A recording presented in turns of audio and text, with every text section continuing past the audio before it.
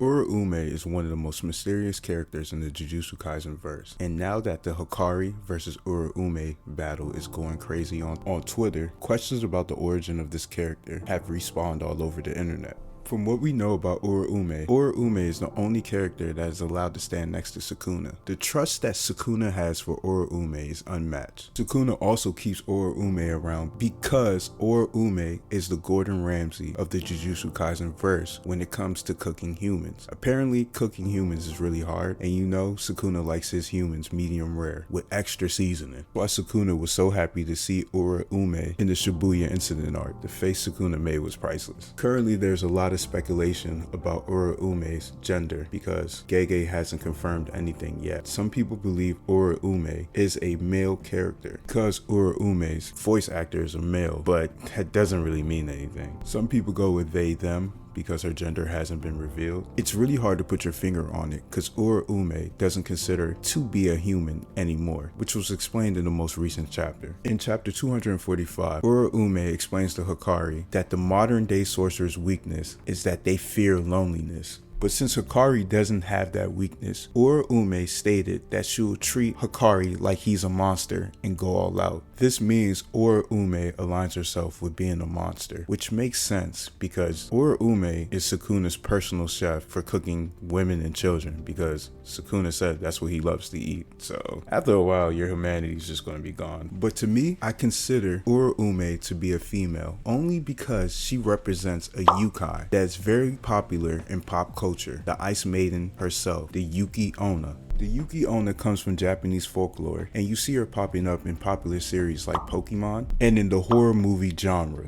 In some parts of Japan, the Yuki Onna is given traits of motherhood, as she takes care of her ice children, but in other parts, she's known as a vengeful spirit, an avatar of winter. The Ice Maiden, the Yuki Onna, represents the beauty of winter, as everybody loves snow and it changes the environment to a winter wonderland. People forget that the cold still kills and claims lives. She is known to have all white hair or black hair wrapped in an all white kimono and to be extremely beautiful, and with this beauty she uses it to seduce her male victims. Once her victim is subdued, she uses her ice breath to freeze the victim and drain them of their life force. She's able to go invisible using the surrounding blizzards, and she's able to use the icy environment just like Uraume to trap and kill her opponents. One of the popular stories of the Yuki Onna was written by a 15th century poet named Shogi, the Zen monk. In the story, during a heavy snowstorm, two woodcutters found a cabin where they took refuge for the night. While they were sleeping, the Yuki Onna appeared and killed the woodcutter's master. She didn't kill the other woodcutter because she was so amazed by his beauty. She gave him an opportunity to live and said that he cannot speak about what happened in this wooden cabin to anyone, and he agreed. Later on, this woodcutter moved on with his life, married a beautiful woman that never aged, had an amazing family, and was very happy because his wife was amazing. She can cook and do everything for him. So one day he looked at her because he noticed she wasn't aging and said, "You remind me of the Yuki Onna he saw in the cabin." At that moment, his wife transformed into the Yuki Onna from that night and said, "I told you that you weren't allowed to tell anybody. That was your binding vow with me." Breaking the binding vow with the Yuki Onna disappeared. She said she wouldn't kill him because they started a family, you know what I'm saying? She fell in love with him, etc. But she left him and he was sad for the rest of his life. Second famous story is about how the Yuki Onna was originally a human that was tricked by the subordinate of the shogun that she served. This subordinate was planning the assassination of the shogun, but he knew his assassination attempt is impossible because the handmaiden was always by the shogun's side and paid attention to every detail. So the subordinate tricked the handmaiden where she went outside and froze to death. After she froze to death, she rose as the Yuki Onna, a vengeful spirit, and killed that subordinate. When you pay attention to the story of the Yuki Onna, you see a lot of similarities with Uraume, which is why I think Uraume is a representation of the Yuki Onna. When you look at Uraume's character design, you can tell she has the same white hair as the Yuki Onna, and she wears an all-white kimono just like the Yuki Onna. In chapter 216, we see Uraume wearing an all-white kimono as she prepared the bath for Sukuna. Uraume also displayed her cooking skills in this very chapter as she explained the ritual to Kenny. Uraume explains that when you kill a cursed spirit, they automatically turn to dust. So she freezes their heads using her curse technique to keep them alive. She chops them up and filters the energy out of them for the bath. Sukuna will soak in that bath for 10 days. The whole purpose of the ritual have the vessel be closer to evil, sinking Megami's soul deeper within Sukuna.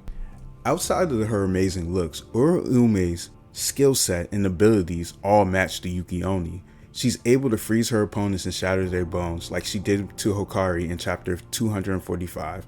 She's able to drain their life force as well. And I think her next ability we're going to see when she goes all out against Hikari, that she's to go invisible within a snowstorm. But I know she's going to release an open domain that's going to be something like a blizzard on her opponent. But you remember earlier in the video, I said in some regions in Japan, they view the Yuki Onna as something like a motherly figure, right? Chapter 219 of Jujutsu Kaisen kind of gave Uraume that kind of vibe when you look at her standing next to Sukuna. She just seems like a proud parent standing next to her abomination of a child. Regardless how you look at it, the Yuki Onna is viewed as a monster, and Uraume views herself as a monster, which was explained in chapter 245. Just like the Yuki Onna, Uraume accepts loneliness, the need for love, and anything else as a weakness for the modern day sorcerers. I love the dialogue that Uraume was having with Hikari, what she said about loneliness and love. It made my one video that I made, the meaning of true love in Jujutsu Kaisen, aged like fine wine. If you want, you can check that video out as well. This is why the battle between Hikari and Uraume is so exciting, because we're finally going to get some new information on the character. But to summarize this video, the reason why I think Uraume is a female is because she represents the Yuki Onna, a vengeful spirit that displays herself as a female in an all-white kimono with white or black hair and freezes her opponents to death and absorbs their life force energy. You can see that the folklore of the Yuki Onna heavily inspired Gege when he was creating Uraume as a character. That's all for the video. Thank you, and I'm out.